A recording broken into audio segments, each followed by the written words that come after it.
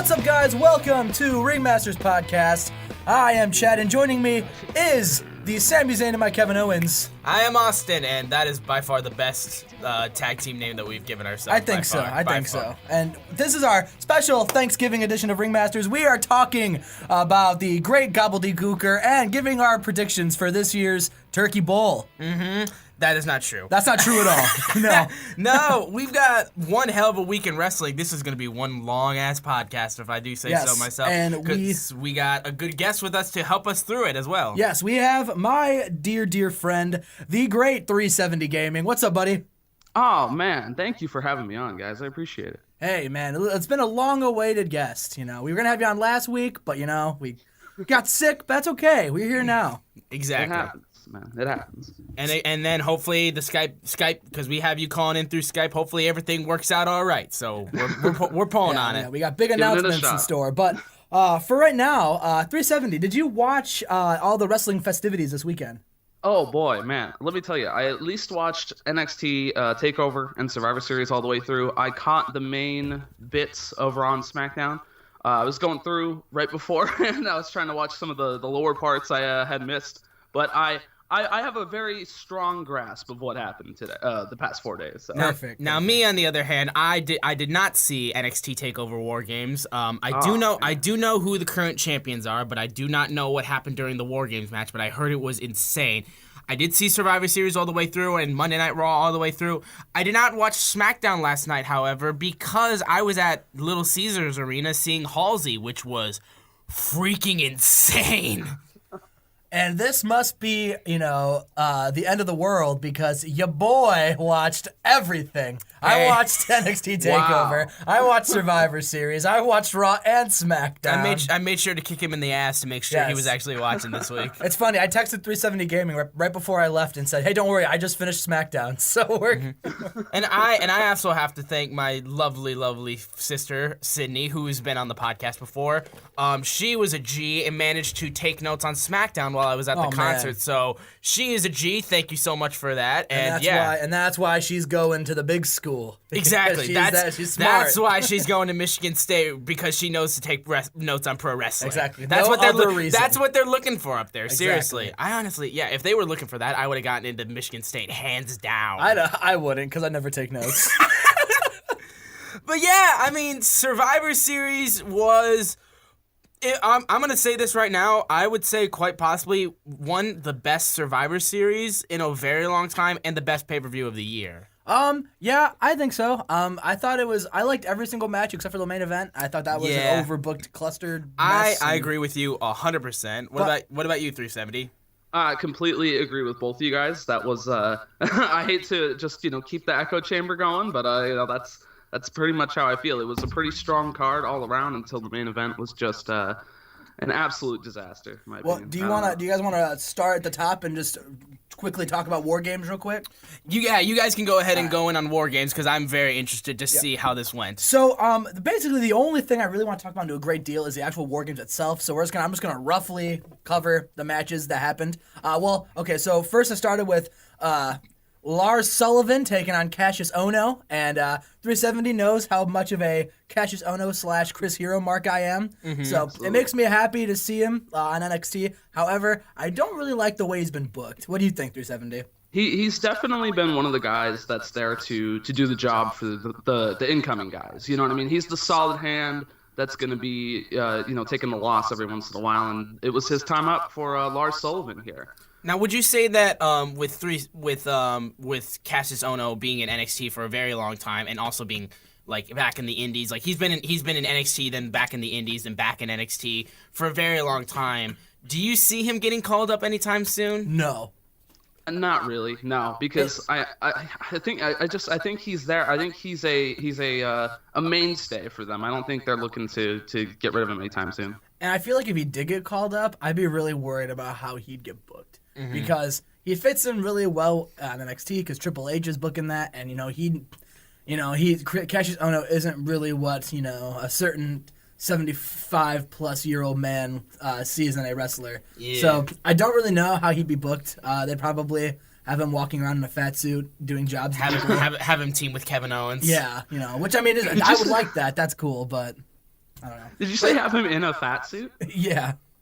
Isn't Chris Hero in a fat suit? Yeah, All people because Vince likes to find those little things that don't fit. Like it's the same thing what he did with Mickey James all those years ago. Piggy like, James. You don't fit the mold of a Vince McMahon She's wrestler. not even so that. I'm She's going not to even exploit fat. your fault. I don't understand what he's looking for. If Mickey James is your definition of fat, listen, you need to like change your viewpoint of women because Mickey James is beautiful. She's related to Vader. She's a big fat piece of shit. Jeez. You can't say that when I'm drinking pop, dude. I like nearly spit that out. That was ridiculous. But yeah, Lars Sullivan quickly. It was kind of quick. He beat Cassius Ohno. I'm not a big Lars Sullivan fan at all. I think he's kind of boring. I think he's one of the most generic wrestlers I've ever seen. Yeah, it drove me nuts when they announced the NXT pack for WWE 2K, and the fact that he was in there, I was like, really? You want to talk about? I'm like, where's Andrade Cien Almas? You want to talk about 2K DLC packs? 370. No, yeah. I had a long rant about that on my channel. I'm not gonna get into that here. I'm staying away from that one. I'll believe you with that, but just know that I agree with you because like that was like one of the weirdest choices for a character in the game. But like, I mean, good for him. Yeah. I mean, I'm always fine with seeing someone new in the game, but I don't see anybody using him anytime soon. Well, can I explain something real quick? So I caught up on all the NXT TV leading up to TakeOver in preparation for the show. I also went to the house show, so I kind of like saw what was going on there. In the build-up, at like right before the DLC pack came out, that was when they started to build Lars Sullivan as an on-TV character, and he was just a total monster, just causing chaos, and he would beat guys every week. And so I think they wanted to. With the DLC announcement, I think they had those plans in the work for Lars Sullivan for a long time. Listen, all right. The fact that Lars Sullivan is thriving, but your garbage Buddy Murphy is still doing nothing, that is garbage. I mean, he's doing something, but it's named Alexa Bliss. Oh, no. I'm sorry. Oh, man. I take back everything I said. That was very bad of mine. That was alrighty. Well, moving on from that, the next match on the card was probably my favorite match besides War Games itself. Aleister Black versus the Velveteen Dream. Ooh. The entire story going into this match is Aleister Black refused to say Velveteen Dream's name. So the entire match, Velveteen was just like, "Say my name, Aleister!" It was an awesome match. I thought it was going to be short. I thought Aleister was going to squash him. Was not expecting what I got. What did you think, 370? Man, I can't put this match over enough. I really can't. This entire feud from minute one of it has been some of the best work I've seen in NXT or WWE like in years, legitimately. It was great. And I saw this match at the Friday Vegas house show as well beforehand, and it was just so slightly different. And both times it was fantastic. And man, I'm just so happy to see where those two guys have come. You know what I mean? How far they've come. Now I see Velveteen Dream on the same level as Cassius Ohno. As I don't want him to get called up. I would love for him to be an NXT mainstay. I don't think that's going to happen, but I feel like he'll probably get called up probably at Rumble or Mania. But, I really like Velveteen Dream. He has come a long way since his Tough Enough days as Patrick Clark. And, and Aleister Black, I can't speak any more highly of Aleister Black. When he was Tommy End, he was great. He's great now. The man is a great worker. And I was blown away. Like, again, just like you said, just about how great this match is. And I don't know. I feel like both of these guys have a really good future ahead of them. Agreed. Totally. And then the match ended with Aleister Black beating Velveteen Dream, and then after the match, Aleister Black sits with his crisscross on the middle of the mat, and then grabs a microphone and says, "Enjoy your night of infamy, Velveteen Dream." He finally says his name. And then Velveteen's like, "He said my name!" Yeah, I saw that online. That became like a meme kind of, because it was like, it showed that, and then it cut to like Peter Griffin being like, he said it, he said it. Which was a great little end to that match. If War Games wasn't on the card, that would have been match of the night. It was great. That's interesting, really, because it sounds like a really odd gimmick and like not an odd gimmick, just like an odd feud between the two, and the fact that pulled out such a great match. Again, I'm gonna eventually end up getting around to watching more definitely games. should. But yeah, I've heard very good things about that. I think the only bad thing I heard about was Lars Sullivan versus Cassius Ohno. And even that wasn't bad. I just didn't care about it. Like it wasn't bad. It just wasn't as good as everything else on the card. Like I thought Lars Sullivan Cassius Ohno was better than Enzo Callisto on the Survivor Series. Well, I mean that's kind of what happens with NXT. It's just like even their bad stuff is good compared to what the main roster does sometimes. Right. I think after that we had the Fatal 4-Way for the Women's Championship. Am I correct, 370? That is correct, sir. Yes, cool. We had the Fatal 4-Way match. Kairi Sane, Ember Moon. Sound it out. Other two people. You Would you like me dirty, to fill in Nikki for Cross. you dirty Mark. and Billy Kay. Peyton Royce. No. I'm Peyton staring Royce. him dead in the eyes right now. He's just like he's rocking back and forth, trying to remember the names. Listen. All right. I listen. I love this match, and I'll tell you why. Okay. I'll tell you why. Go ahead. Because Peyton Royce, one half of the Iconic Duo, was in it, and I love the Iconic Duo. Oh, same. Peyton and Billy are just incredible, and I really like I like all of them. I just had a momentary lapse in thought. Yeah, I'm definitely gonna. Yeah, we're gonna talk about them a little bit more late going into like for Monday sure, Night Raw for and sure. SmackDown. But But, they're both incredible. Yep, Asuka was there ringside after the match. The winner was Ember Moon. It was a good match. It ended weirdly. It had a weird ending. It kind of ended like really quickly, and I wasn't expecting like. Do you know what I'm talking about? 370. It had like a weird, like almost rushed kind of finish. I thought. I know exactly what you're talking about, dude. They did this match. They did the same match at the house show I was at, and it had a different finish. And the match was, that was that weird rushed kind of finish that really threw me off guard too. It was a good match, but it was really good, but it ended really weird. Yeah, Like, I agree. I don't even think Ember, who ended up winning the match. I don't even think Ember hit the diving stunner, but she hit it so like out of nowhere and so like abrupt. Like I literally was expecting I was like, oh, this isn't the finish, and then it was, and I was like, oh, okay. Ember Moon is women's champion, which I'm happy Ember Moon won because I think it's her time. I think she deserves it, but I was really, really, really hoping that Peyton won. That's what I was hearing from a lot of people. Yeah, I was expecting it was going to be either Ember Moon or I can't pronounce her name, but the winner of the the Mae Young Classic. See, winner. I thought she could win it too because I thought that was the whole point of building up the Mae Young Classic, and then I was like, it's either going to be her or Peyton. Now I did not see Ember win. Now did Peyton get pinned, or was it Nikki Cross who got pinned? I don't remember. I want to say it was Nikki that got pinned. Okay, because I knew she wouldn't have gotten pinned because she had just came off the Mae Young Classic. Yeah. But I'm personally very happy for Ember because she was like a perfect women's champion for NXT. But the only problem with her was the fact that Asuka was around, and there was no way in hell that she was ever gonna topple someone like Asuka. Right. Like no one could do that. But the fact now that she's finally got her championship, like I feel like this is something it's been a long time coming, but she absolutely does deserve it because those two her and Asuka put on incredible, amazing matches, and I just think it's just nice to see her hold the title because she is probably one of my favorite women wrestlers. Like just that stunt, that like I said, that top rope flying stunner is unbelievable. Yeah. Like that move will get her over on the main roster alone, and like she's just like a great especially if she chugs a beer afterwards. It just starts flipping them off. Yeah, Yeah. exactly. But yeah, I think she's probably one of the safest bets for the main roster in terms of like being called up, because when some of the weird gimmicks from NXT gets called up, you're like, oh, I don't know how they're gonna do.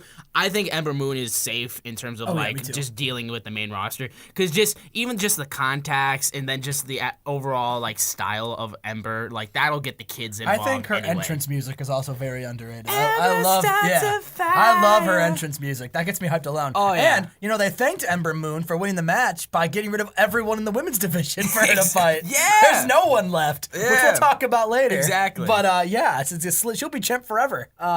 moving on from there, we had the NXT Championship match between Andrade Cien Almas and Drew McIntyre. I still catch myself saying Galloway like every time I say Drew's name. You dirty indie Mark. I have it. I was watching that takeover wearing my Drew Galloway T-shirt, and this match is okay. I mean, it was good. It was a very good match. I think it ended early because I think Galloway or McIntyre got hurt. That's what I was been hearing. But yeah, Andrade Cien Almas, is a very, very good wrestler, and I'm a big fan of him. I honestly did not think he would ever win the NXT Championship. Mm-hmm. What do you think, 370? I think a lot of people felt that way. I don't think he ever, the way they booked him and just kind of his presentation up until being matched with Zelina. Is that her name? Zelina? Salida. No, it's not Salita. It's Salida. No, it's not. Oh well, whatever.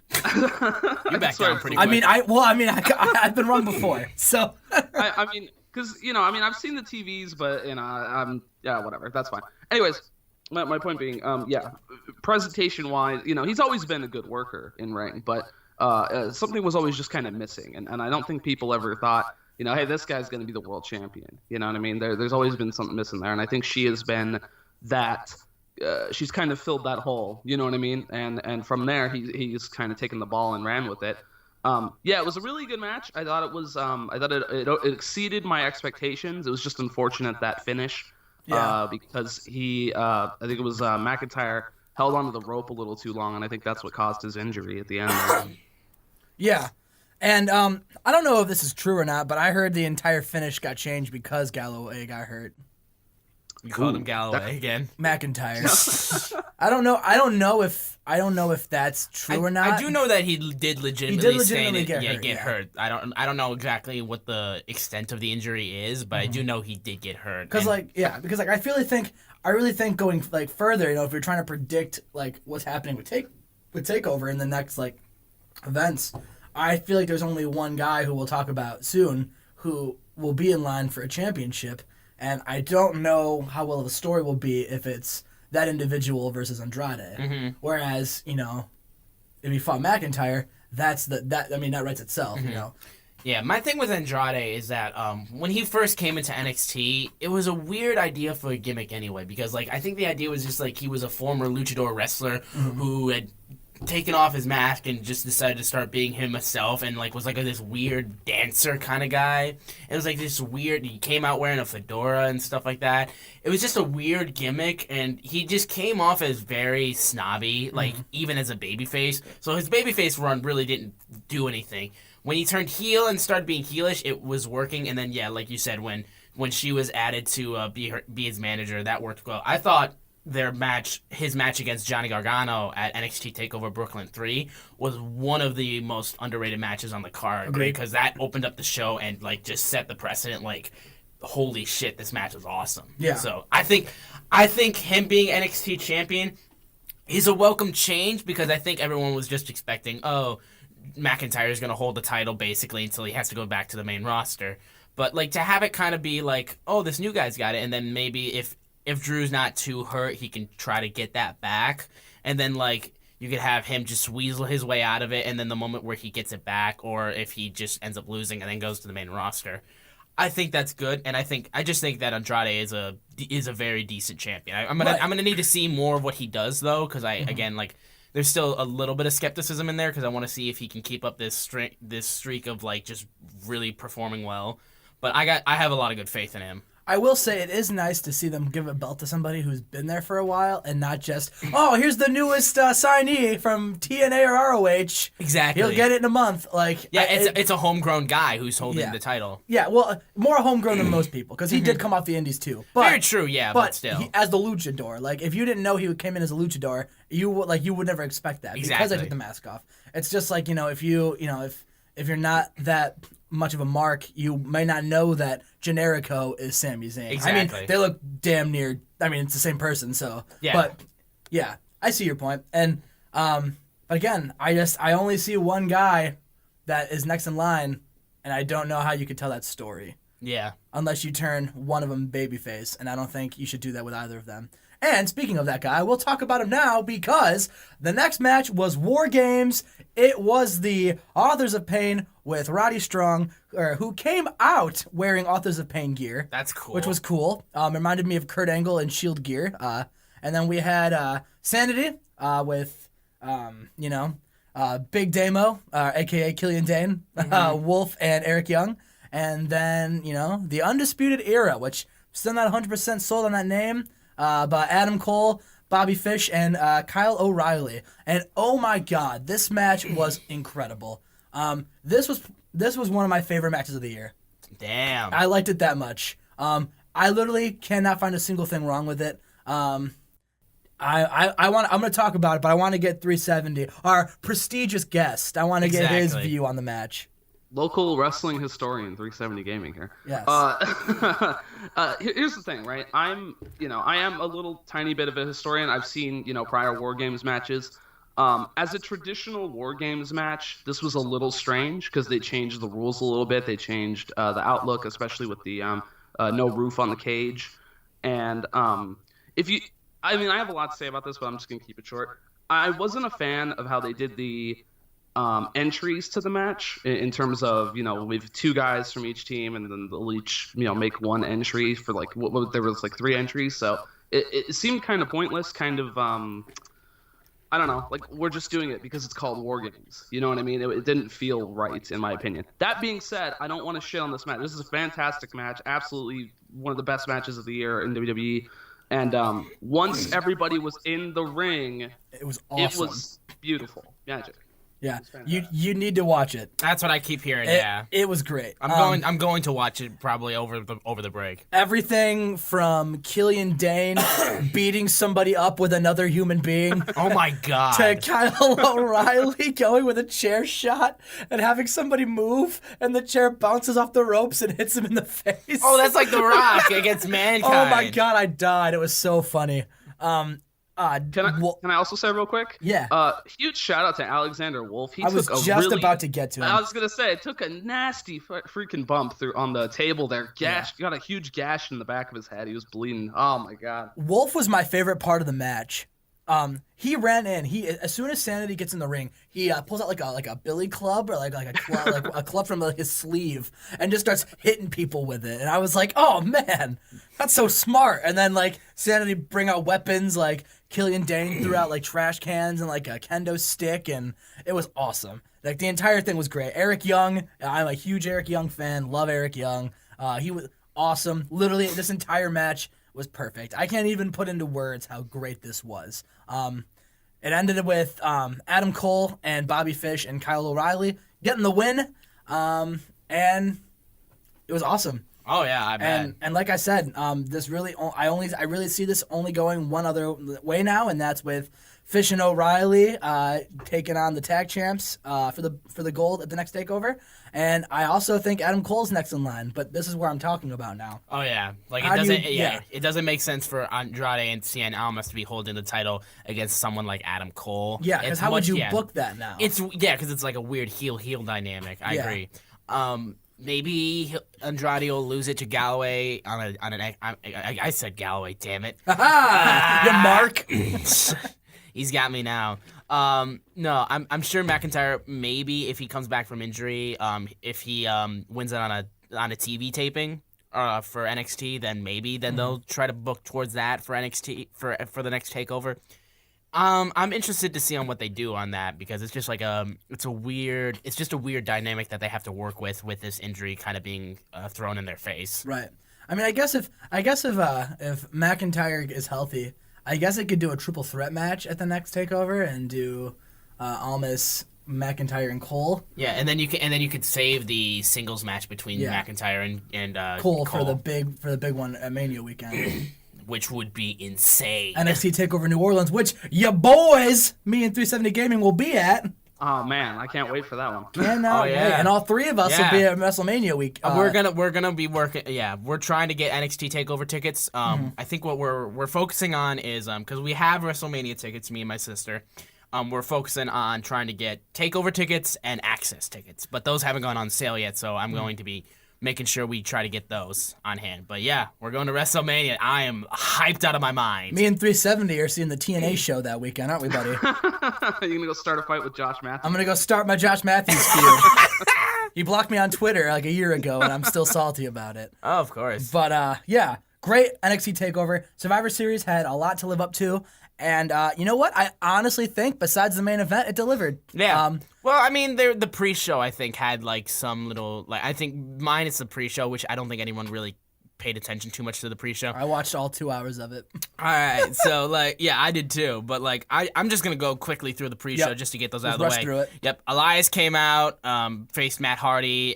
There wasn't anything special. The only thing I was wondering was, why aren't we trying to push Matt as a singles competitor since Jeff is on the shelf right now? Because I feel like if you don't take your chance with that right now, which it does seem like they're going to be trying to do a feud with Matt on Raw after the events of Monday Night Raw. Well, actually, no, after the events of Monday Night Raw. I feel like they're gonna start taking a chance with them. I think they're fine. I think they're gonna start planting the Woken seeds. They need to pretty soon, right? Because the fact that Jeff's on the shelf, because if Matt's not given anything, he's just gonna be sitting in the back, and he needs something like quickly.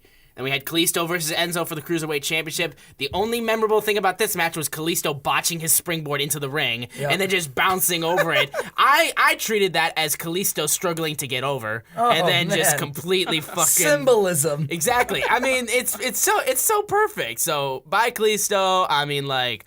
At this point... Welcome Hideo Itami. Hideo Itami now in NXT and 205 Live. Yeah, welcome Hideo Itami. Kill Enzo, please. I think Enzo Hideo Itami could be really good. I agree. And I think Hideo Itami versus anyone on the 205 roster would be great, Well, too. I mean, Hideo's not going to win because he can't stay healthy. Of course.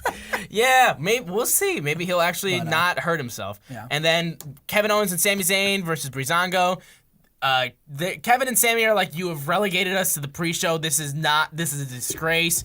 And like it was just like, then the Breezango came out and like just of course go back to the paperboy joke, and really it was just a ridiculous stupid match. And I do love Breezango, but like they were given nothing to work with this match, like at all. Well, I think it was just, oh hey, let's get the Fashion Police on the card, like. I really think so. I really think they should, what they should have done with the pre-show, and we'll talk about this quickly because who cares? Yeah, exactly. But what they should have done with the pre-show is they should have made every single match on the pre-show a Raw versus SmackDown match. Just because then you get guys like, you could have like Rusev versus Matt and like the Fashion Police versus like Gallows and Anderson, and then boom. Yeah. Solved. It's much easier than just having like these matches that we would see on Raw and SmackDown and would have most likely skipped anyway. Right, exactly. But all right, moving on. Yeah, moving on. Pre-show. Yeah, forget the pre-show. Shield versus New Day to open up the show. Before we get to that match, though, real quick, 5-man commentary team, kill me, please. And like, then of course you had Corey Graves, who was supposed to be like the in-between because he's on both shows, but him obviously forgetting that, oh yeah, I'm on SmackDown too because he's been on Raw longer, and siding with Raw for a good majority of the show. Booker T forgot he was a Raw commentator. Booker T didn't forget, he didn't care. Booker didn't care. Man, I love the New Day. Booker, whose side are you on? Exactly. And then Michael Cole, of course, being like snarky as a play-by-play commentator as for Monday Night Raw. But yeah, that was ridiculous. There was I just love the fact that during the match there was a "You still suck" chant at Roman, which I thought was very funny. This match was holy crap! What an opening! I thought you were gonna say horrible. No, I was like, absolutely oh, no. This match was an incredible opening match. I mean, like there was just some crazy good spots. A super triple powerbomb off the second rope. It was just like insane. A double big ending. There was just so many great moments in this match, and it was just an amazing way to open up the pay-per-view. And I think it kind of like set the bar a little too high for some of the other guys, but the other guys did end up like keeping the momentum going for the rest of the show. Yeah.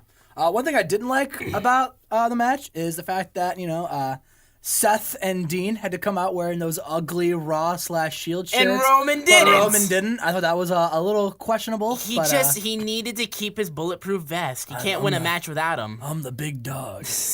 Yeah, what about you, 370? What do you think of this match? Oh, I hate the shirts too, man. They're awful. Just the dirt worst.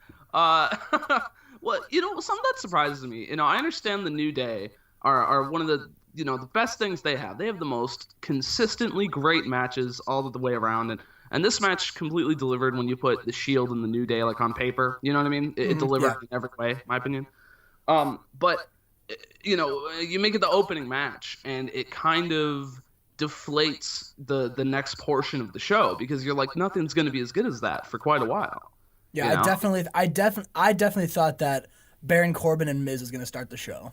Yeah, 100%. Because what else why would you expect this to? And that's been a New Day pattern as well. New Day will put on one of the best matches of the night, and it'll be the opening match. And they even said that. They even said that on Survivor Series. They said that like the New Day. It's become like a tradition that the New Day is going to have the best opening match. Like, and I was like, yeah, that's cool. It starts to show off exciting, but now I compare everything to the New Day match. Exactly. Because like all the New Day Uso matches, I literally had that same thought. Like I was like, oh man, that match was great. Nothing will be better than this, and I was right every single time. Like exactly. But yeah, Shield go over, giving Raw a 1-0 lead. Yes, and then we led into the 5-on-5 traditional elimination match for Survivor Series between the Raw women and the SmackDown women.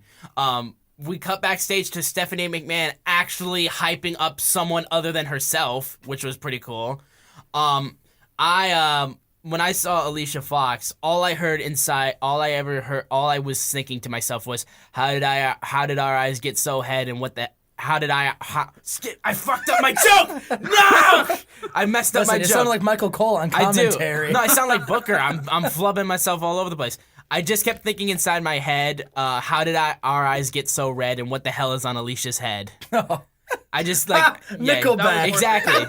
I just sang that to myself as soon as I saw that. I was just like, oh my god, Alicia. Oh man. That was pretty ridiculous. But this match was very good. I thought it was perfect to have Asuka be the sole survivor for Raw, and Raw ended up going over SmackDown for that match, which I think was the best option for them. Yes. And then they had Nia Jax get eliminated by countout to protect her, which if you're gonna have one countout elimination, that's fine. Yep. I mean, for a match like that, like it's okay to keep it fresh to make sure that you don't have to win by just pinfall. You can be eliminated by countout. There was a weird botch, I think, by the ref where the ref counted too fast on Alicia Fox.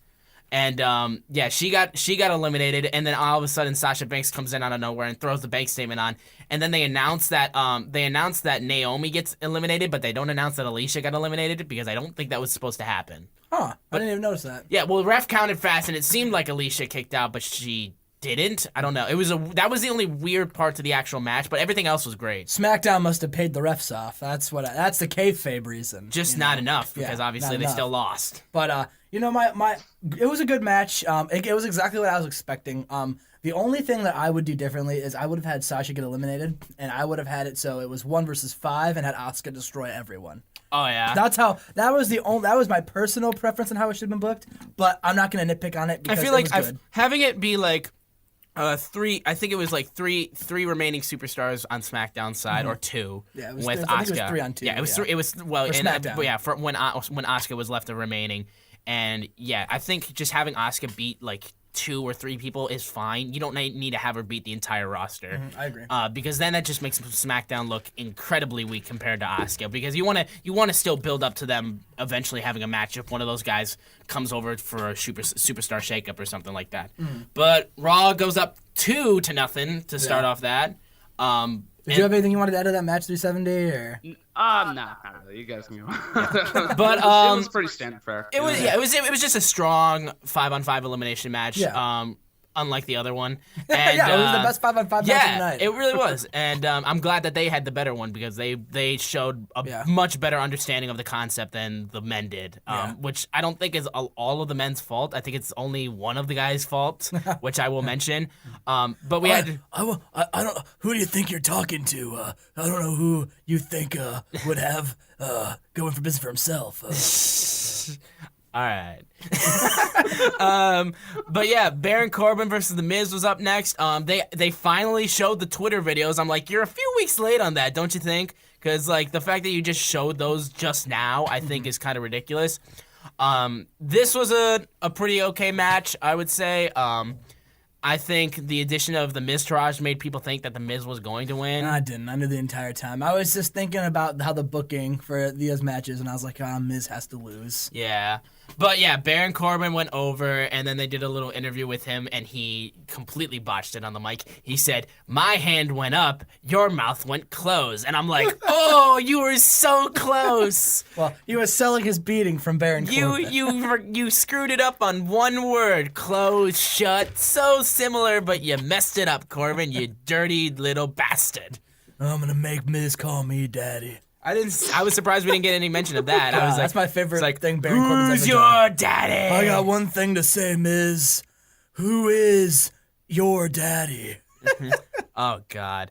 But yeah, Maurice was at ringside. yeah, she was, and Maurice is good, I good. was surprised she didn't give someone a good slap. I wanted her to get in the ring and pregnancy be damn. Nope. I would throw down with Baron I was Corbin. expecting at least a slap because it kind of made sense for her to be like maybe like Corbin just shows up or whatever. The ref's distracted for some reason. He should have motioned to her stomach and said, "I'm yo daddy." Oh That's my what he should have God. done. That would have been. That would have been man. good heel he, and then the Yeah. good smack to the face, and then it would Yes, be going yes. in. Yeah, but I mean, it was just good to see her ringside, but she didn't really do much. No, well, so I mean, it was just kind of like, yeah. oh, she's there. But Miz takes the pin.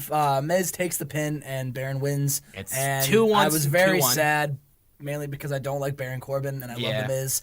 But Well, Miz would be okay. It is what it would is. he? No. yeah, I mean, I mean, he's still got that in championship. hindsight, this would be the better of the nights. But Yeah, you know. yeah. Then we had the Bar versus the Usos, and this was a good match. There was moments where the crowd wasn't really feeling it, but they still put on a really good match, and the Usos got the win, which I thought was the best choice, and it tied it up for on SmackDown. Not really too much I wanted to say about this match, just that it was pretty good. I just wanna praise both these teams real quick. I mean, Sheamus and Cesaro are awesome, and they came from that horrible Best of 7 series. Oh, yeah. That had no appeal, and every match on that Best of 7 was good. And then they put them in a tag team, and I was like, this is just because I've got nothing for Sheamus and Cesaro. Like, why are they a tag team? And then they kill it. Like every single time they're on my screen, I am so like tuned into to them. Like, Oh, yeah. this is probably the best run Sheamus has had probably ever. I feel like Since 2009, I would say, when he won the world title. I feel like when Sheamus is your world champion, I feel like it's always been lackluster. Uh-huh. And I feel like he's finally found his niche with Cesaro. I mean, if you need any proof of Sheamus being a lackluster world champion, it's just the way that he won the title against John Cena in 2009. Cena just fell into a table and then he won the title at TLC, and it was just a weird, stupid way for John to lose and for Sheamus to become world champion. It was just a dumb idea. And I'm glad they're finally calling him the Bar, because they've been trying to get that over for like months. I mean, Like, we've heard that constantly. I'm just wondering, like, why if I feel like just having Cesaro have the mouth guard while he's talking, unless it's gonna get made fun of, it doesn't really seem like it makes any sense for that to be in there. That does slightly ruin it for me a little bit. I don't like it. Yeah, but- I know. I mean, like, yeah, you obviously can wear it during your matches and stuff like that because it makes sense. But like, you don't need to wear it when you're talking. Like, But I think Sheamus Sheamus should be their fine. mouthpiece anyway, to be honest. I agree. Like, Yeah, I agree. And then the Usos, man. I mean, when the Usos, before the brand split and before they turned the Usos heel, I didn't give a damn about the Usos. I thought, okay. They're Roman's lackeys. They That's were what everyone thought they were. I mean, they were just another like Samoan tag team. We see so many of that great family come to the ring. And I just thought, okay, it's another just babyface team. They do their high-flying moves, and that's it. Yeah, and their then cool entrance. Yeah, and their cool entrance, which was only cool for about a month, in my humble opinion. All right. And then they turn them heel, and they are incredible. And they are also probably on the best run of their career. Oh yeah. And I'm a huge fan of both of these teams, and I don't know who you have on either ends, besides maybe Rollins and Ambrose for Raw, but especially on SmackDown. I don't know what team you could have that could hang with the Usos. The Bludgeon Brothers. Oh God, no. And don't get me wrong, I like them too, but I just feel like keep the Usos your tag champs. until you call up Authors of Pain after Mania. I agree. And or even Sanity. One of those two, them fight them at Mania. I feel like it's much more likely that Authors of Pain would get called up. I think the Sanity versus Usos in an Uso penitentiary at Mania would be awesome. Damn. But yeah, great match. What'd you think of that 370? Can we get an actual fight in a jail for the Uso penitentiary match? Yeah, we'll go to the local jail and then just have them fighting around. Have an exact replica of the Arkham Asylum in the Batman games and have them fight there. And then just have Joker sitting in the corner. Exactly. And then halfway through, Batman goes over. Mm-hmm. But good match. Usos getting the win. And then we had Charlotte versus Alexa Bliss. Yep. And again, this match was good. The only issue I had with this match was that they were selling the fact that Charlotte was getting injured in the ribs, for the entire match. And then she still manages to hit the figure 8, which bridges on her rib, on her stomach. And I'm like, you shouldn't be able to do that. Yeah. You should be dead right now. But Charlotte goes over. I think that was the right decision because Alexa's. Yeah, it was the right decision. Alexa's gonna be fine over this. It's not like she's taking a big loss. Yeah. This is fine for her. But no cash in for this one. I really thought it was coming. And the more we had, and the more I thought about how last week we spoke about Carmella cashing in on the Raw briefcase, the Raw champion, the more I thought, oh my God, that's gonna happen. Yeah. This is totally happening. I truly didn't think it was gonna happen. I did think that it was gonna happen this last night on SmackDown. Yeah. The fact that it didn't happen, in kayfabe reasons, was the dumbest thing in the world. Mm-hmm. You couldn't ask for a better opportunity, which we will touch on again in a little bit. Yeah. But again, still not a single bad match on the card. SmackDown was up 3-2. Finally took the lead. Charlotte and Alexa Bliss proving why they are the two best women that company has. I mean, maybe Asuka now. I think Asuka still needs to get to the point where it's she's considered a legitimate threat because, everyone who watches NXT knows she's a legitimate threat. But if they give Asuka a really good feud to start kicking her up a notch, people will buy into Asuka immediately because a good amount of them already buy into her. Yeah. But having her have a stupid match on Monday Night Raw where she faces Dana Brooke. Yeah. No one's gonna really care about that. Which, granted, Asuka did a great job with that. Mm-hmm. But give her an actual feud, give her an actual someone's trying to take out Asuka from behind, someone like that, which we may see in the future with the new recent additions to the Raw roster. Mm-hmm. But I think Asuka's gonna be fine, and she will eventually be in that class as one of the top women in the company. But after the women's match, we had Brock Lesnar. The house that AJ Styles built had a new zip code, and it was Suplex City. Yeah, I'm not even gonna we knew what Brock was gonna do, beat the crap out of him, and he did. At the opening of the match, just destroyed AJ for a while. AJ put on the performance of his life in that, and they gave him a ton of offense against. Just the fact that they gave him a submission move on Brock, and Brock actually sold it, legit. Now, granted, what it turned into was literally the scene from Toy Story where Buzz Lightyear and Woody are fighting. Buzz, Lightyear to the rescue! Can I say, I was watching the Brock Lesnar AJ match, and when it got to the point to where he put Brock in the calf crusher, and Brock was just beating his head into the mat. Slammed his head repeatedly. It made me go, oh my God. I was laughing my ass off. I literally was like, Jesus Christ. I was like, holy crap. But this match was really good, and I think it was good because I think Brock was buying in. Exactly. If Brock doesn't buy in, if Brock doesn't believe that his opponent is worth, his caliber, he doesn't put on a good match. We saw it at WrestleMania with Dean Ambrose. I agree. And I really think he was like, I'm gonna make AJ look like a star. We're gonna do well here, and I really like this match. 370. I'm curious as to what you thought of this match. Well, I totally agree with you in terms of. I'm sorry, did I interrupt you? No. Okay. I totally agree with you in terms of if Brock just does not feel in the opponent, he does not think he's kind of, for lack of a better term, worthy of fighting him. He will not put in a great match. And something I loved, this was so good. So he gets the calf crusher, and and Brock kind of limps out with an F5 to finish the match. And he's kind of limping. He's kind of showing, his leg, he's hurt. And As a Brock Lesnar connoisseur, as I find myself to be, I knew he was putting it on for AJ's move. He was selling the devastation of the move, and I had like a Discord going on with a few friends, and they were all completely, they were totally worried. They were like, "He's really hurt, man. He really screwed up his leg, man. Oh man, I hope Brock's gonna be all right." I'm like, dude, he's selling for AJ's submission move. He was put in a submission move on his leg. Like, yes, he is going to be. But that was just a funny note. But it was a really great match. If there's going to be one guy that the match direction is going to be, toss him around and just toss him like a sack of shit all through the ring, that's going to be AJ Styles. It's going to be great. And he got a lot more offense than I think a lot of people thought too. And I think that's going to be the thing that people pay attention to rather than the fact that, oh, Brock still won. Like, because that's the thing. It's like what we mentioned before, where like people want someone to take the title off of Brock, even though I think Brock as champion is fine. I think him as champion, because he does put on good matches, like with good when he's given good opponents. Like if this was let's be honest with ourselves, if this was Brock versus Jinder, this would have been a shit show if it was Brock versus Jinder. So thank God AJ came in. Thank God he put on one hell of a performance, and both guys bought into the fact. I was gonna say, how long do you think this match would have went if it was Jinder?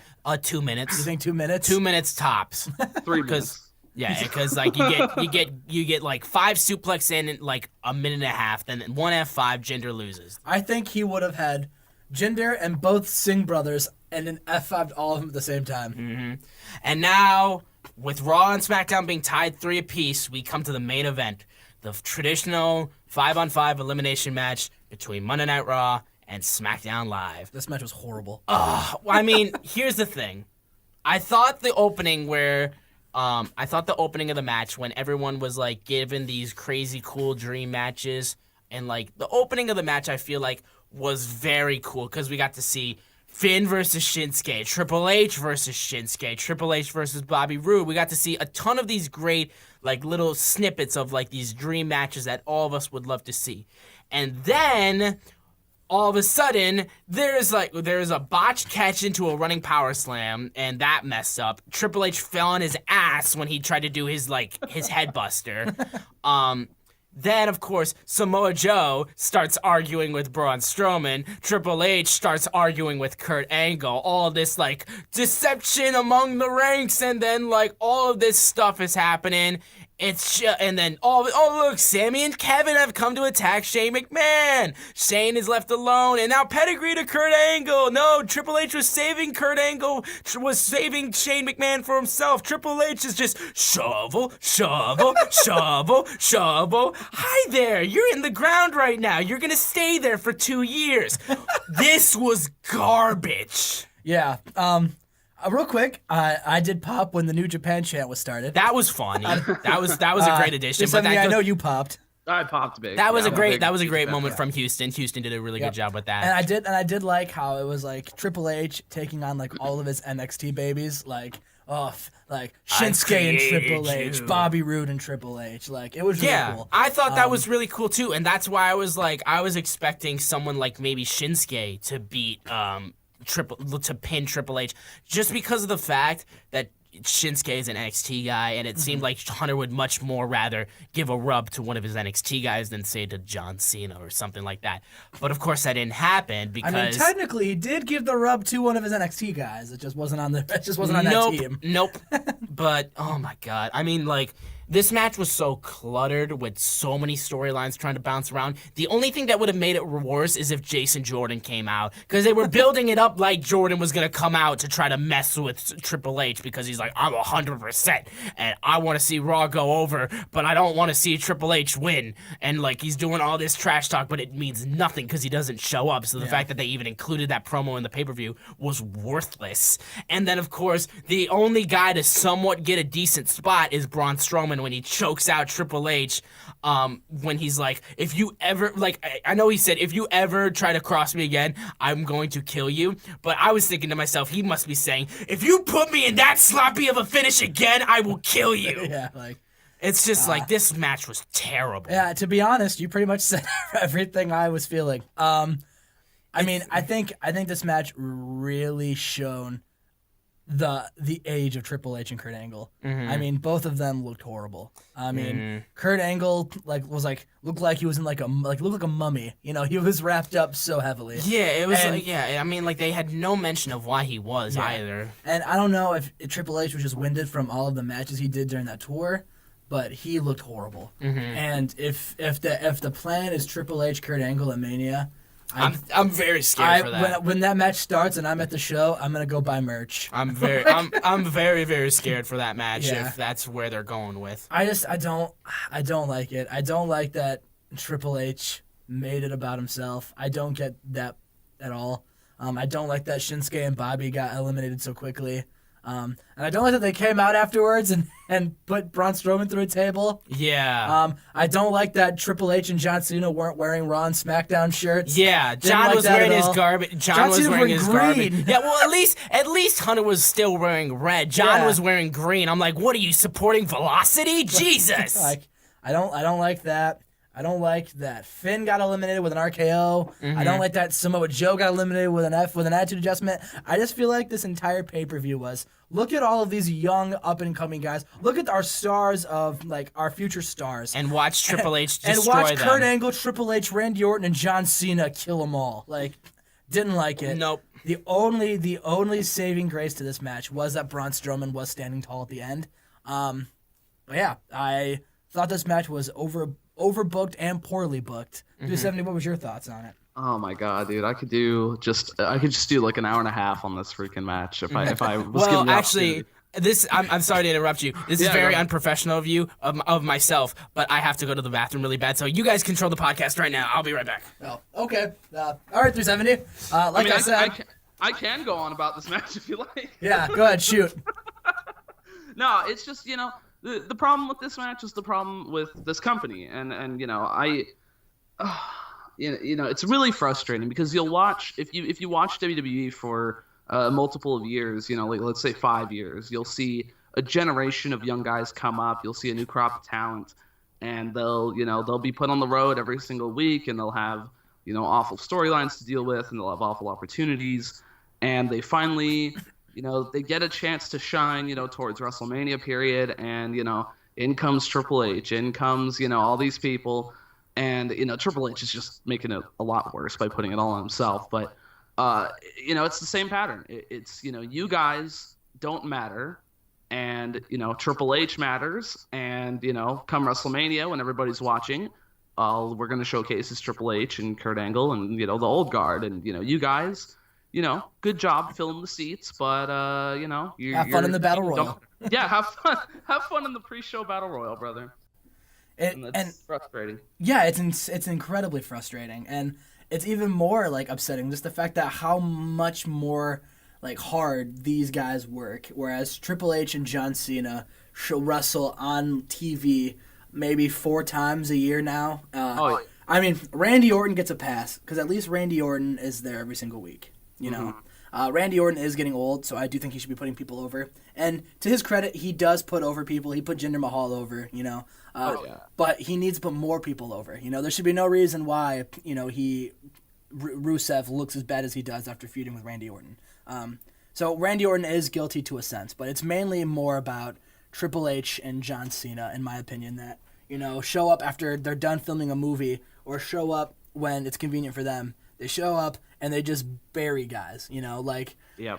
It's almost insulting to the people like Shinsuke and Bobby Roode. Almost. And yeah, right? Yeah. It is insulting. And then you wonder why guys like Neville, want to leave the company. Then you wonder why all these wrestlers are so unhappy with the way they're booked. Why Austin Aries has to go on and plug and leave because he doesn't like his creative for him, because you guys just don't care about your workhorses, Yep, exactly. Can I also ask why John Cena was in this match? Yes, I also agree. I don't understand.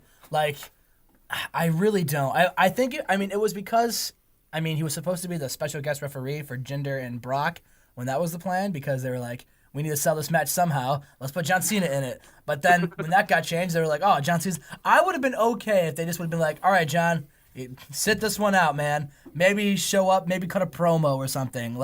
there were so many guys that weren't doing anything on this card. You could have had John Cena cut a promo and then had like Rusev come out and be like, "No one cares about you, John. It's Rusev Day," and then have John Cena do his if he's gonna bury somebody he's buried before, I guess, and have him just beat Rusev then, and then put somebody else who deserves to be in this match in there. Because I agree, John Cena went from being a Raw main event on a pay-per-view like a few months ago to now he's on Team SmackDown. And you could have left him off the card, and it would have been no different. Like, yeah, it would have went no different. No one would have said anything if you would have left him off the card. I would rather have seen Goldberg again. Yeah, I agree. I agree. As weird as that sounds, I totally agree with that. Welcome back, Austin. Yeah, yep. Just made it back, and I just sneaked my way back in here. I just heard about you guys talking about John not being on this match. It was just like it was obviously like supposed to be a last ditch like, hey, look who's on SmackDown, because SmackDown was looking abysmal compared to Monday Night Raw. Yeah. So John was really just added in there to make it seem like, they're on an even playing field. But it's even on the same sense of Raw with Jason Jordan. Like, why? Like, I know he's not over. I know but he's not over because of you guys. Like, Yeah, it's not that the guy can't work. He's a great worker. No, I mean, like, that's the thing. It's like, there's nothing against Jason Jordan as a worker or as a human being. The guy works his ass off. Like, if you've seen him in American Alpha, the guy works his ass off. He does incredible work in the ring. He's a great wrestler. I mean, nobody's disputing that. Yeah. But the fact that you've given him this horrible storyline, this horrible gimmick of just being Kurt Angle's son, and that's it. Yeah. There's nothing else interesting about his character. It would have been so much more simple if you just had Kurt Angle be like his like mentor. Like that's all you needed to be. You didn't need to have them be like related. You could just have Kurt Angle take him under his wing because they're both these crazy good American wrestlers and they both did collegiate wrestling. You could just had it been like, oh, I'm taking this guy under my wing because you know what? I see a future in him. I think he can be one of the top guys on Monday Night Raw. Yeah. But instead you're like, he's my son! So of course you have to like him now because he's related to me. That is not, you're asking so little of your fans to just get behind someone just because they're related to someone who has prestige. And you're breaking up a very over tag team. Yeah, exactly. I mean, like, do you want an example of that not working? Ted DiBiase Jr. Like, he did nothing in WWE besides legacy, but he has one of the greatest fathers in professional wrestling in Ted DiBiase. But that didn't mean jack shit because they didn't give him anything good to do. Or Curtis Axel. Exactly. Like, and I also thought, this is Shane McMahon's fault too. Like, why do we need to have the general managers, COO, and commissioner in this match? This would be like if they had like the NBA All-Star game, and the starting lineup had Adam Silver in it, Doc Rivers, and Stan Van Gundy. What? Why do we need this? Exactly. Like, why can't they just be at ringside? Why can't they just be? I don't understand why we have to have these people in this match. I don't either, and it's just like really, it's Shane dusting off that I like to wrestle, even though I'm not a wrestler feeling, and then like just turning the Monday Night Raw versus SmackDown versus being the McMahons against each other because. Yeah. Obviously, that's what we like to see. We don't like to see our wrestlers wrestle. We like to see our owners and daughters and sons of the company bicker amongst each other. Yeah. And which continued into Monday Night Raw when the authority when the authority opened up Monday Night Raw. Is it 2015 all over again? Because it seems like it is. Is it Survivor Series 2017 again? No.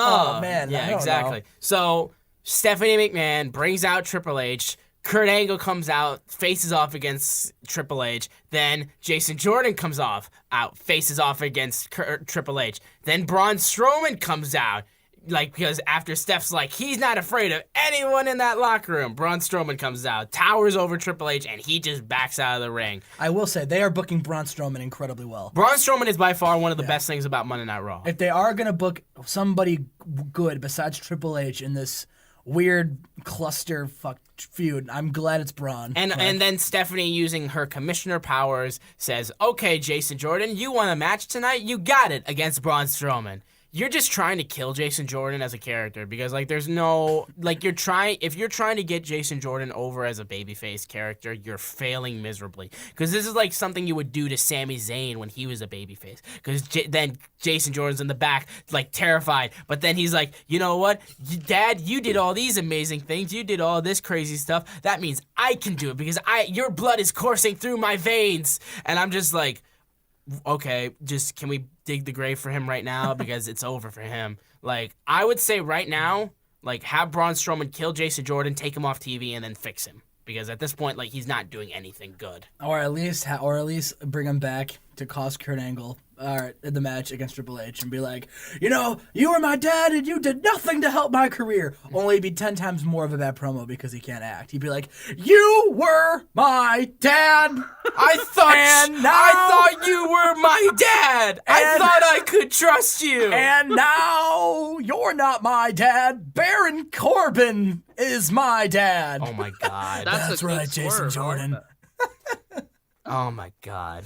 But can I say though, there's a theory though that Jason Jordan, the angle, the payoff to the angle is that he's gonna turn on Kurt like soon, and the thing will be he was using him the whole time. He may or may not have made it up, or something to that effect. But the angle is going to be, supposedly the theory is that he was just using him the whole time, and so that's why it's kind of been so over the top and really weird, the kind of acting and the weird, the trying to make this connection between them because he's going to turn on him. But like my thing is that's fine, but really, and maybe this is why he's turning because he hasn't benefited. But what has he really gotten from this? Like he hasn't won a championship. He wasn't in the match. Like, and maybe that's why he's turning because he was like, I thought I could use you to benefit me, but I can't. But like he really hasn't benefited at all from him being Kurt not to Angle's mention son. He looks incredibly stupid because like after that promo, Jason Jordan was in the back and like he's like Kurt Angle's like, look, you're 100%, I have faith in you. He's like, I'm not 100%, I'm hurt, I lied only because it was Triple H. I'm like, wow, you're beyond stupid that you would even mention that. I'm like, how is anybody supposed to get behind you when you're doing stupid garbage like this? Yeah. Like, I mean, like, I'll use a term of Chad's. Jason Jordan is hot garbage. Oh, man. Put that on a t-shirt. Man, I'd buy it. I know you would. But yeah, I mean, like, unless there's anything you guys want to talk about after that, we had Finn Balor versus Samoa Joe. Not about what we just talked about, but I will say, they have completely abandoned Finn Balor. Mm-hmm. I don't understand, like, why you would ever give up on Finn. Like, I mean, what I've heard, and this is coming from Dave Meltzer, what I heard was that the original match that was being booked for Royal Rumble was to be Brock Lesnar versus Finn Balor, Yep. but apparently, Vince thinks he's over enough, so they've dropped it. Apparently, I don't know what they're putting in the placement of that, but apparently, Vince doesn't think Finn Balor is over enough with the audience, which is beyond ridiculous. it's your fault he's not over. I just don't understand. Like, this guy sucks. Like, he's the drizzling, just I mean, awful. if there was any addition to like the fact that people think Vince McMahon is crazy when it comes to booking, there was the Kevin Owens 365 that was being aired on the network, where Kevin Owens has his match with Chris Jericho at WrestleMania 33. He comes back to Vince saying he hated it, Yeah. which is beyond ridiculous because that was one of the best storytelling matches of the night. Yeah. And I'm like, oh my God, like, how are you supposed to make Vince not look like a maniac for that? Because not only does he just crush Kevin Owens' heart and soul for it not being up to what he thought it should be, but it's just like... Wait, what did he hate? He didn't like his match at WrestleMania 33. Like, did you not see the documentary? No, I didn't. I thought you were. No, I didn't. No. So Kevin Owens is booked. So like they follow Kevin Owens' career from SummerSlam 2016 to SummerSlam 2017, and they show his match at WrestleMania 33 against Jericho. Yes, the matchup between like I was never your best friend and all that kind of stuff. That crazy good storytelling match. He comes back to the gorilla and he talks to Vince and he's like, "Was that okay?" And Vince was just like, "No, it was not." Oh, man. And just completely destroys him. Like he's like, like Kevin was just distraught after that because he was holding his United States Championship against Chris Jericho and he didn't want to talk to anybody because he was just depressed and just like he's like this was one of the lowest moments in my career. Jesus. And I was just like, how can you think that? Like that's an insane. I mean, thought. I didn't think it was the best thing in the world, but No, I but did think it was horrible. I thought it was the best storytelling match on the Yeah. card, which I think means something when you're supposed to tell a story with a feud like this. Yeah. But the fact that Vince like just completely shut him down like was crazy Yeah. to me. But like I mean like that's Vince. Yeah, and for like sure. he's very I don't even know what the word to say. Eccentric. Yeah. I guess. But yeah, so Samoa Joe goes over Finn Balor Clean as a whistle. So they've given up on Finn, and then after that, Asuka versus Dana Brooke. Hey, do you guys mind if I make a comment about Finn Balor real quick? Go ahead. Thank you. I don't want to step on you guys' toes. No, there. you guys you're fine, man. No, you good. So Finn Balor, I'm gonna put myself over as the New Japan guy here, the big New Japan guy. I've watched Prince Devitt for years, and I've seen his work in New Japan has been unlike anything he's ever done. And I'm not gonna be like, oh well, he's only good in New Japan and WWE kills him, because he was also fantastic in NXT. If you guys watched his NXT career, and he's one of those guys that is getting lost in translation to the main roster, whether that be the way he's booked or perhaps the different kind of schedule maybe takes it out of you or something. But he lost, like, from minute one when he returned from his injury, he lost part of that like aura. He kind of just lost that like presence that he had. And I don't really know what it is, and I don't really know what's going on, but when the main people in the office aren't behind you, you don't really have a chance to succeed in that big of a role. If he's perhaps if he's given that kind of big spotlight, if he's not in Sister Abigail feuds, you know what I mean, he'll be he'll have that kind of aura back, and I mean you kind of saw a glimpse of it with that AJ match, however many pay-per-views ago that was. But yeah, it's a shame. My biggest issue with the fact with what they've done with Finn Balor since his return from injury is the fact that he hasn't gotten his rematch for the Universal title. I mean, yeah, I agree. you have Michael Cole saying every single time he comes out, the first ever Universal Champion. Okay, he never lost his title. Why is he not getting it back? It makes no sense. You had faith of him a year ago. And now, all of a sudden, all of that faith has evaporated. Like, SummerSlam 2016, you pulled the trigger on Finn Balor. Good work on you, but, like, he got injured during the match. And it wasn't even really his fault. It was like, granted, like, not trying to be hard on Seth, but, like, that was his fault. And, like, he threw him in a very awkward position on the barricade. That spot could have easily have just been taken out. Because that's a dangerous move when you're throwing it against the barricade. Just popped his shoulder out of socket. That wasn't his fault. Now, if you want to say you have faith in a guy, but then a year passes and then all of a sudden you're like, we don't know what to do with you, there's an easy situation to that. Give him his Universal title shot because he deserves it. Put him in a decent segment against Finn Balor versus Brock Lesnar or whoever is the Universal Champion. I don't care.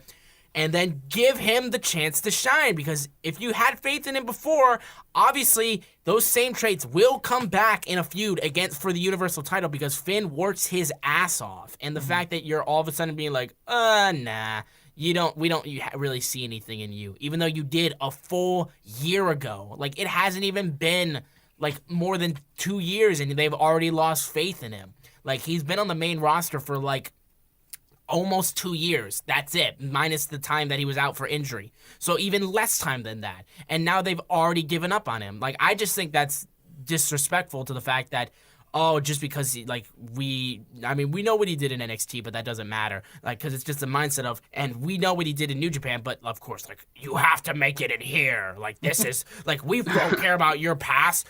All we care about is here. And it's just like, that's ludicrous to think, like, you've seen what he can do. You obviously signed him from New Japan, so, like, obviously you saw what he could do, which was the reason you signed him. So take that into mind, realize that he's amazing, and then just give him a shot. Because you haven't even given him a shot at the Universal title. The fact that it's taken him this long to get his shot is ridiculous, and you just need to do it. Because, like he's got the ability to pull this off. Right, I agree. Good point through 70. I agree. I think he's very underused. But yeah, moving on. Asuka squashed Dana Brooke.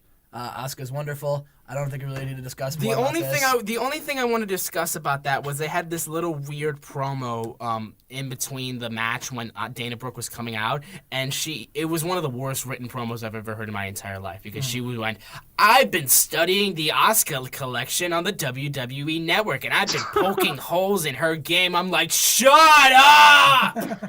My God! Who wrote that? And who can give me a name and address and I will kick them in the nads? Oh, no. It is, oh my God. I mean, like, Dana... Asuka collection. Yeah, Dana Brooke isn't even that bad. She's just somewhat green with her character. I think she's hot garbage. I think she's just green with her character because she's not that bad of a wrestler. She's strong. She's got a good heel persona. I think she can be good, but they don't give her anything. I think her best role is when she's the manager of somebody. I think she can do good stuff because honestly, like even in NXT, like she didn't do great. Like I'm not saying she's like an underrated star, like because I agree that she's not that good, but she can be. Everybody on the roster can be good if you let them cut their promos by themselves. Because if you keep writing these trash things that they have to recite word for word and like plug your stupid network for the 90 millionth time, even though we all understand, yes, we know that the network exists. Most of your fans are already freaking subscribed, and if you get a new fan in, most likely someone's gonna mention it to them and they will get the free trial. You don't need to bash that into our heads constantly. I wouldn't be surprised if the $9.99 shirt comes back on sale on the shop because they say it so much.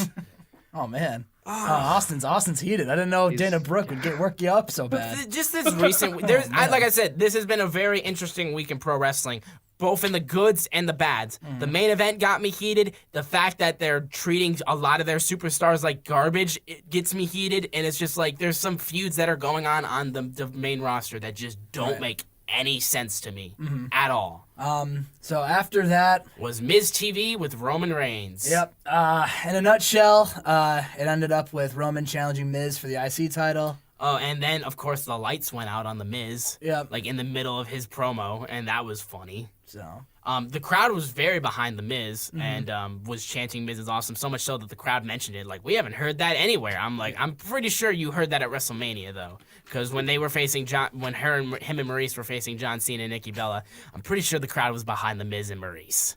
But yeah, so he was like, I like that title. I want that title. So they're trying to build up the Shield once again to being the big team, big faction, and then they decide that, okay, Miz didn't want to fight him, but then Kurt made the match official, so we had an IC championship match tonight, which was fine, and then Dean Ambrose immediately afterwards had a match with Sheamus, which was good. I mean, like, it was just like a good, decent match to open. I mean, to continue the show. Like, it's just nothing really too memorable. Yeah, I've seen enough Sheamus and Dean Ambrose matches in my lifetime. Just Ambrose and Rollins versus The Bar in any formula. But who else? I mean, if it's not Rollins and Dean, if it's not Seth and Dean, who else is going to fight them? Like, very true. But that's why you need to start bringing up some new teams, or just start making some new teams. I really thought they were going with a Finn Balor, Samoa Joe tag angle. Like, I really thought that was going to be where they were going. Yeah. But, did Dean go over?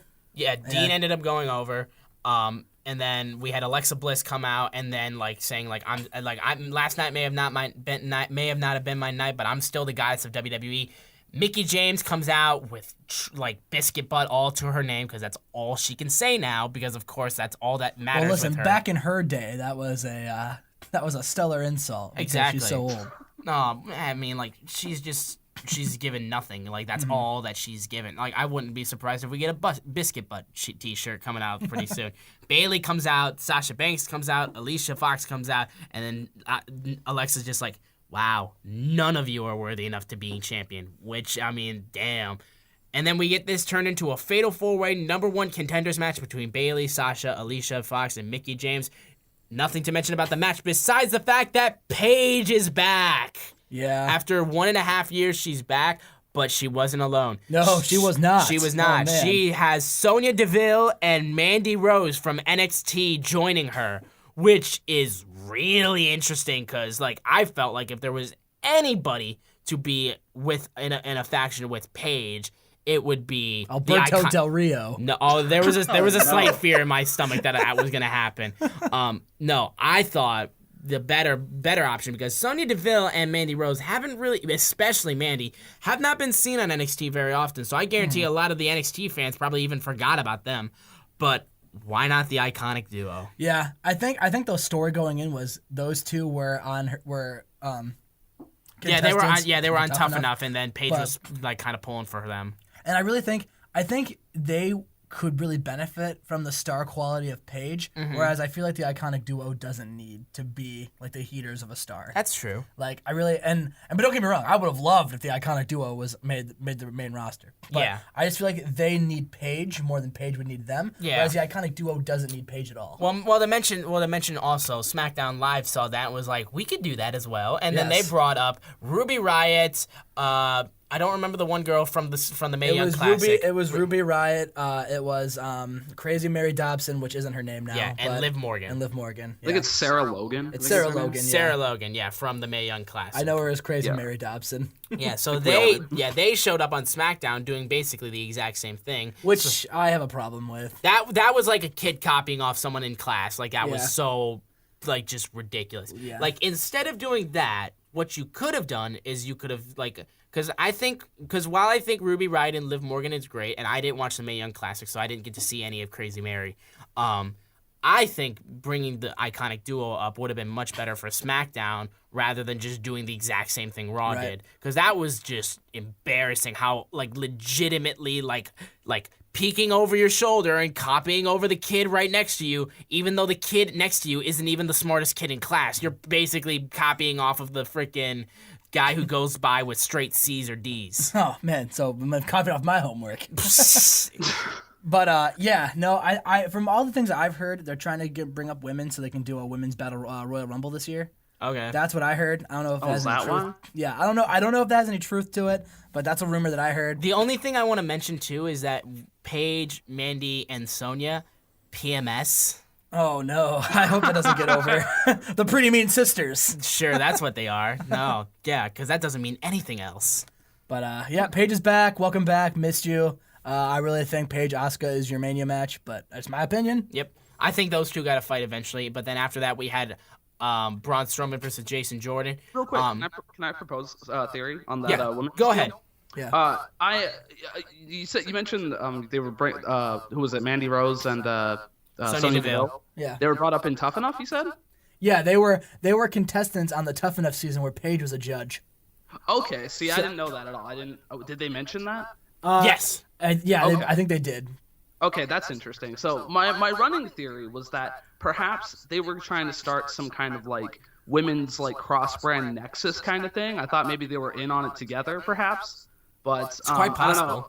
If they gave them a connection, if they gave the Raw women a connection though, but they didn't give a SmackDown women a connection, that it kind of runs of lazy writing, probably. Right. Yeah, I agree wholeheartedly. It was just kind of just lazy on the hand of SmackDown to be like, we'll do the same thing. They should have had that ZZ guy from Tough Enough debut on SmackDown. Just no, like that. That Tough Enough season was the definition of stupid. Because like you had guys like Patrick Clark who were legitimate like wrestlers, and then you had ZZ, which is like he's funny though. Like of course, because that's like when you're building it as a reality show, that's what happens when you bring fans in to try to vote on a reality show. They don't care. Yeah. But yeah, after that we had Braun Strowman. We had Braun Strowman versus Jason Jordan. That ended in DQ as well. That was 2 in a row. Mm-hmm. And then Enzo Amore was doing stuff, and it was a 8-man tag cruiserweight match between the babyface cruiserweights and the Zoe Train. I did not care about this match. I didn't even watch it. Yeah, me neither. Let's skip it. Yep, we'll just skip right on past that. We are pressing time here. Very big weekend. Much. It's been a crazy week, so I'm trying to get through as much as we can. Elias Sampson came out. The only thing to mention out about that was there were "Let's Go Astro" chants, and he was just like, "The season's over, shut up!"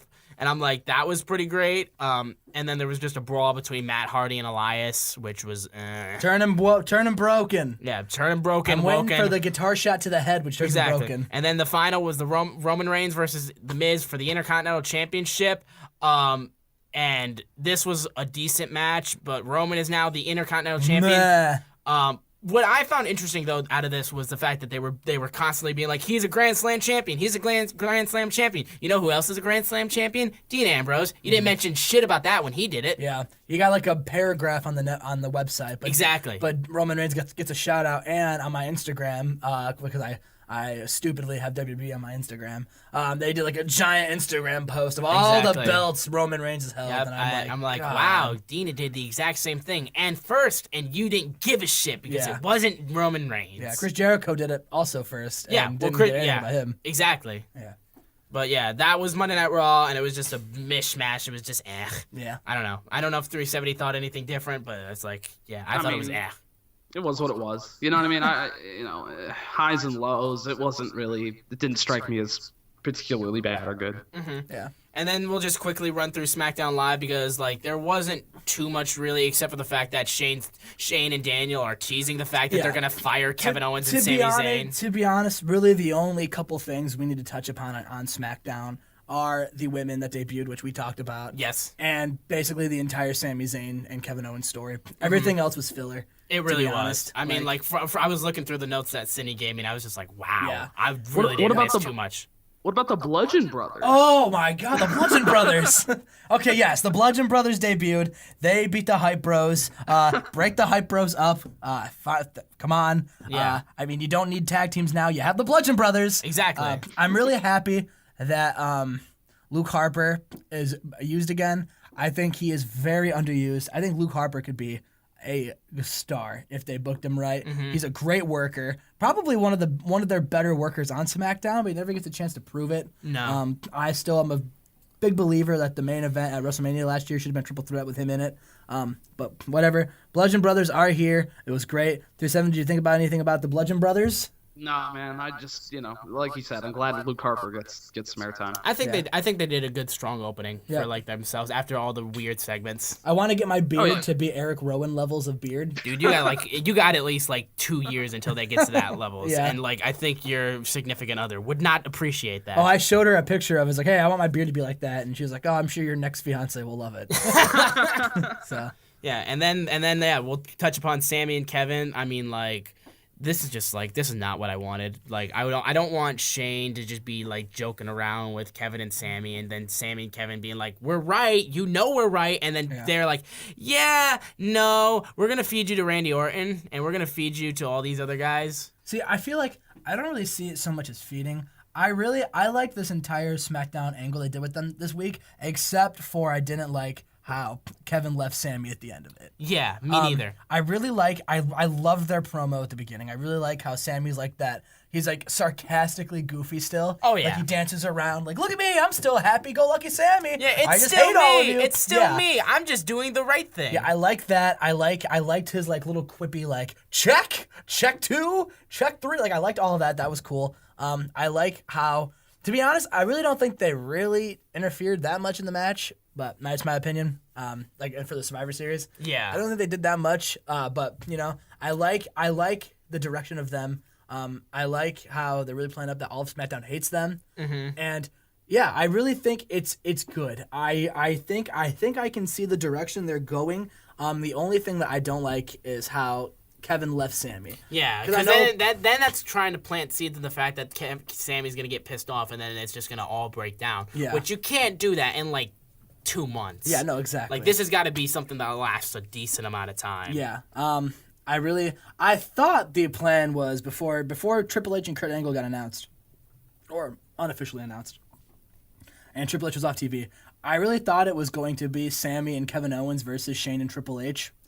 Well, this is before we knew all the things we knew now. Now that would make no sense. Even hearing that, I was just like, ugh. Because I was like, oh, you're against the McMahons. I am a McMahon, damn it. But yeah, and then they would just bury him. Yeah, guaranteed. Yeah, absolutely. I wouldn't want to see that because I knew that's how it would go. But now I really think that they're gonna end up taking the belts off the Usos. I hope so. Because like if you're gonna keep them as this tag team thing, then at least like just put Yep. the tag belts on them. Yep. Because Sammy still has not held a single belt in WWE. Yep. If it has to be the tag belts first, I'm fine with it. Even though I would prefer one of them to be the U.S. champion, preferably Sammy, and then have Kevin Owens become the WWE champion, because then you can have them on top of the SmackDown division, because then it means something that they're actually doing something instead of just being tag champions. Have them hold the tag championships and then win both of those belts, and have them have all the belts. So be like Miz and Big Show. Yes, but more successful. Yes. But yeah, I mean, 370. We'll just, like I said, we're pushing time. But just, what do you think about the Sami Zayn Kevin Owens storyline? You guys basically touched on everything I felt like in terms of that. It was they for the night, it was a good show long angle, but hope they don't run the course of that story that could go on for months and months and months. Maybe before Rumble or Mania or something. That'd be kind of disappointing. Yeah, I agree wholeheartedly. But yeah, I mean, like, this was a up and down week in pro wrestling, specifically WWE. I'm hopefully going to catch up on War Games because I need to see that. Yeah, for sure. Velveteen Dream and Aleister Black, and then the War Games are like the two must watches. Everything else, I mean, you could get away with missing.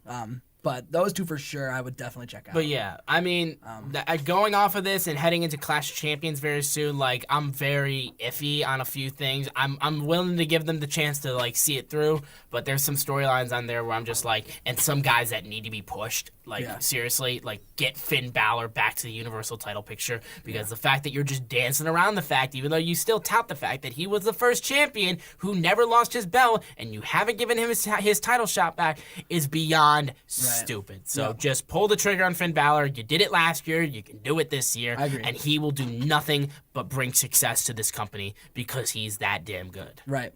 All right, guys. Before we go away, I'm just going to let my boy 370 Gaming plug before we go. Maybe your Twitter and what you're all about. Oh, man. Well, first of all, Chad and I have a new YouTube series going on. We play this game, Total Extreme Wrestling 2016. I don't know, Austin, if you've heard of it or not. I did see some of your videos on it, yes. Thank you.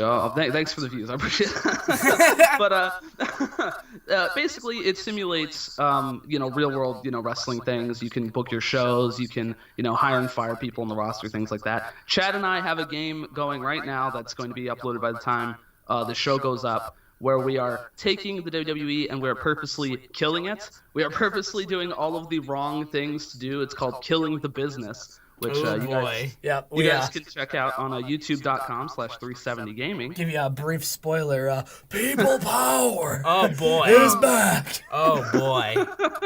John Cena, more like John Cena 2 with Bo Dallas. Oh, my gosh. Oh, man. And you can also follow me, twitter.com/370gaming. Yep. And you can follow me at szoomer4 and Chad. You can follow me at the Chad100 and at Chad_talks, because that's the YouTube that we're going to be plugging. Yes. And you can follow the Ringmasters podcast Twitter at ringmasterspod.com, at ringmasterspod on Twitter. And the YouTube channel is coming. I'm sending Austin the picture for the thumbnail today, and we should have that up soon. Do you want to drop the announcement now? We will save that for next week. Big things are coming, and you will definitely want to stick around. Very much so. But yeah, thank you guys so much for joining us for another edition of the Ringmasters podcast, and we will catch you guys next time. Enjoy the turkey bowl.